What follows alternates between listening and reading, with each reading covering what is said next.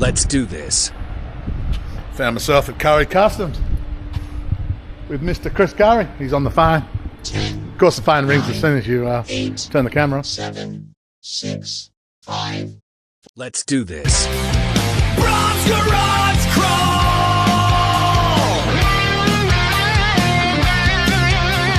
Let's do this!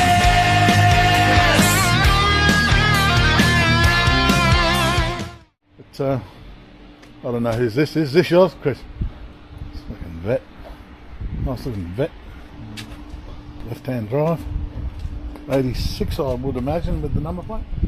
Pretty cool, isn't it? I like those square tail lights. Convertible. Very nice. And this is coming along. I will assume that's a customer car. Jesus. Really nice work. Really nice components. That's beautiful. It's going to be pretty cool when that's finished. American racing wheels, gotta love them. Well, I wonder if that's the big block donk going in that. Wow, that's pretty cool. Mind that for the Vicky. That'll pull it all. Now look at this GTO. Oh, they're a tough looking thing. Hey. God, it's had some nice work done to it too, hasn't it? All new. Very new. Very cool.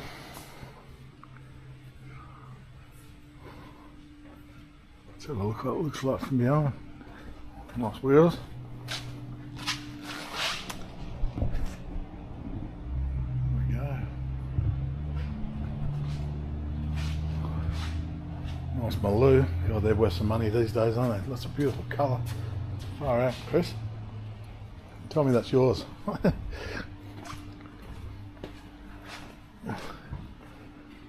Wow. Fabulous looking thing.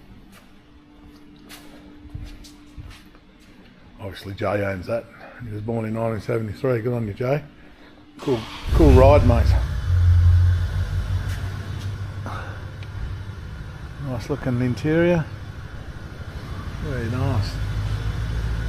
The old Effie Ranger, F250. Looks like it's had a fresh rebuild. 351, I would assume.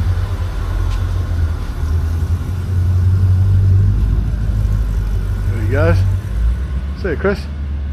On your mate. Anyway, yeah. Cool stuff, eh? Good on you, Chris. Like and share, you boss! Stick around!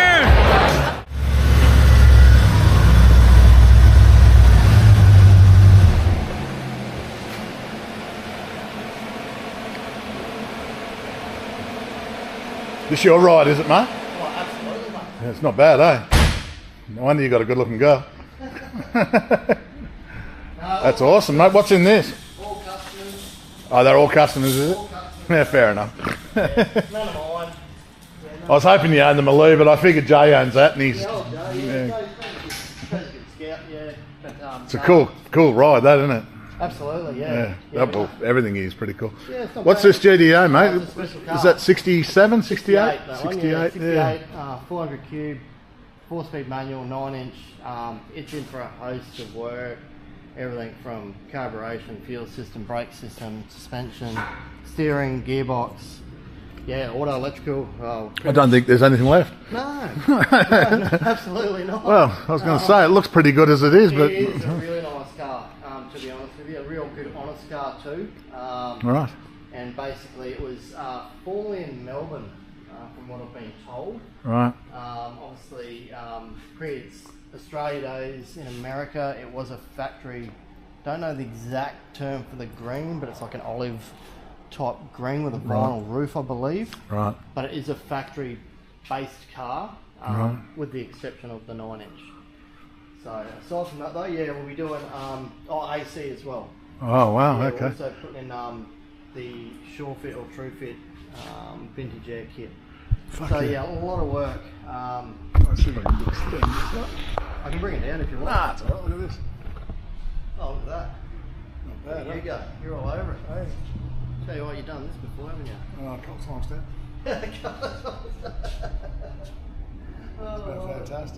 Yeah, but basically what we're trying to do is have 3 or 4 major jobs, but in between all that we do all your service, logbook, you know, repairs to your everyday car or van or truck.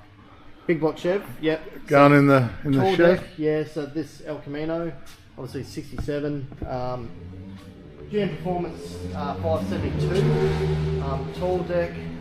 What's tall deck mean? I'm not a... So basically it's in the big block world, not so much, small block yes, but in the big block world, obviously with range, cam tunnel heights, stroke, all the rest of it, they need to go to a taller block. Oh, I see, right, okay, it makes perfect sense. So obviously, yeah, the difference, there is a bit of difference overall. It's not great, but it gives you just enough for obviously, you know, cubic capacity, etc.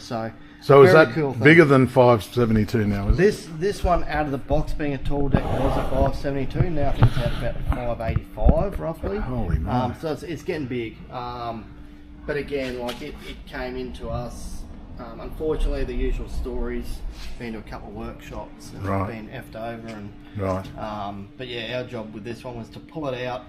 It had some real bad belt alignment issues. It had a mixture of parts like March serpentine kit should have been. But yeah, it was all out of whack. So the belts were continually throwing themselves. The owner wanted us to pull the engine down just to inspect it, make sure it was right, put it all back together, redress it, and then we made it back to the 4L85. So this will slide in here. When's that ready? Well, to be honest, we're just about there. We've finally got we're waiting on a Powermaster side mount alternator for it. So we've received that earlier on in the week, which is good.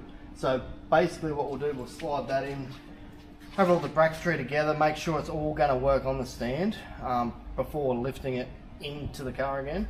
Because I mean, the last thing you want to be doing is leaning over. So that's a fabricated sump especially for this application, is it? It is, yeah. We've actually notched it I can see it. through here.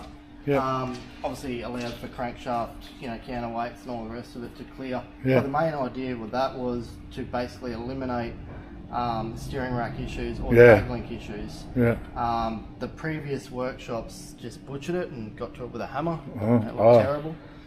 So we took it upon us, with the customer's approval, obviously, to notch it and TIG weld it back in. And give it an extra couple of litres there. Yeah, that's right. Yeah, exactly. So that'll be good for it.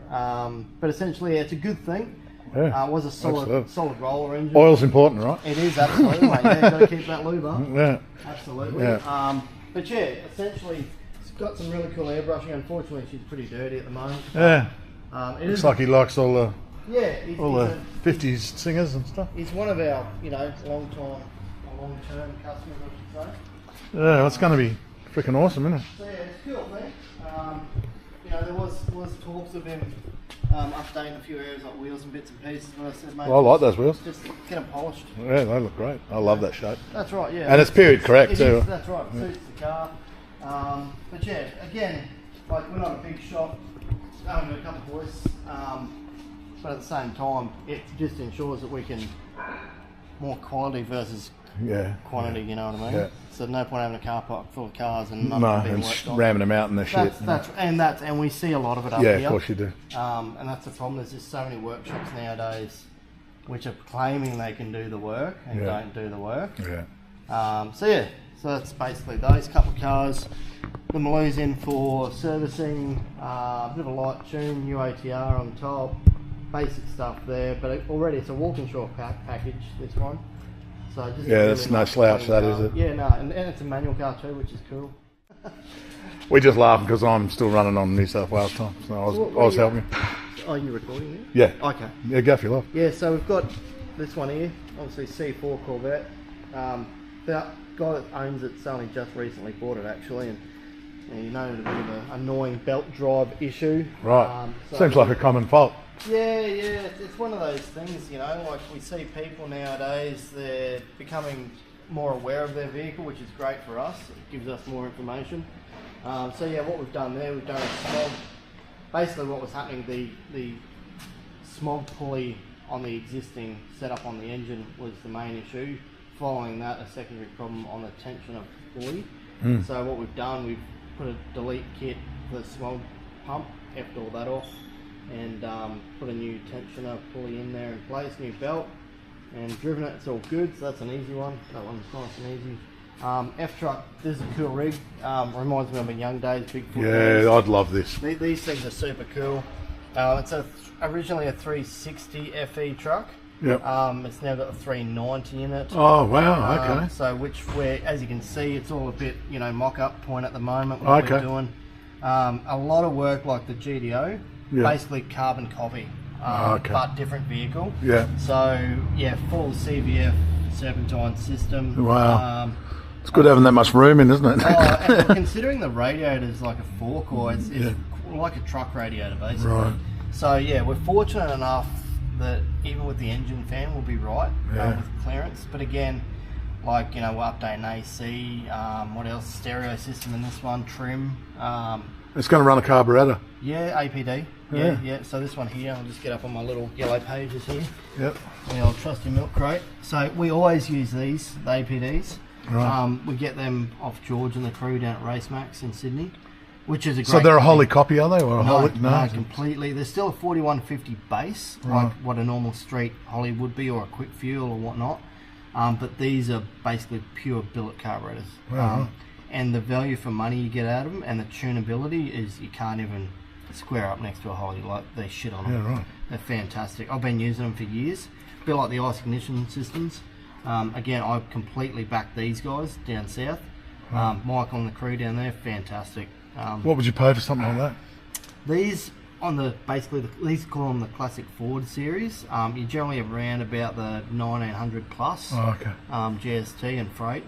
But again, because you simply give the specs to the guys down south within region, or within reason, I should say, they pretty well get it to the point where it runs off the key. Wow. And this thing, honestly, like, I haven't played with it too much yet. A bit like the big block over there, for example, it runs an APD, and generally you only have to change out your air bleeds on top, bit of mixture areas, like nothing major. It's pretty good generally. So, and we've elected to go for this crossover pipe, so it keeps it in regards to the Ford ideal, like how the fuel lines used to run. Okay. So even though this isn't an XY or an XW GT or whatever, but it's just, I thought we'd do something different. And the customer loves it. So it's a fucking cool rig. Yeah, so again, it's 4-wheel drive, it's a manual truck. It's got all and a left-hand drive. There you go. Still a left hook, which is cool. Yeah, why not? So again, these types of jobs, what we normally find is that they come in, just cool things, like we put the spotlights on top to give it that period. I mean, it's super cool. Even the trim on the inside, it's all factory based. Yeah. So, we've been fortunate, we've done a full rubber kit through it, like all new door rubbers, Bailey channels, windows, you name it, had doors apart, like done everything. So, a fair bit of work. I mean, ideally he wants to keep it this sort of rustic, not patina look, but you know what I mean, worn look. He'll eventually, he'll eventually get the car restored. But in the process, we'll just do the inside, make it comfortable, get it all hooked up with power, everything bar windows and locks. We'll do everything else around it though. Unreal, mate. Well, that was Curry's Custom Garage. That was fantastic. He's a champion bloke. Really nice guy. He set me up with a new wardrobe. Look, Curry Custom shirt, hat, a couple of coolies there. How good's that? I'm going to look fantastic. Well, guys, next stop is the Australian Rod and Customs, so stick around. Yeah, Chris Currey, mate, in his custom workshop. How good's that? There's plenty of good stuff in there. It's ever evolving, so every time we go up there, we'll probably pop in and drive him nuts like we do. He's a bloody good worker. You should see some of that work, when it's finished. And he gave me a T-shirt, which was unreal, and I wore it the next day and went and did the Australian Rod and Customs. It was a bit of an icebreaker, actually, and they've only got nice things to say about Chris. So good on you, mate. Thanks for that, and we'll be catching you up on the Goldie soon. And thanks for watching. Make sure you like and subscribe, and make sure you tune in and share away, please. Thanks for that. That's you, baby.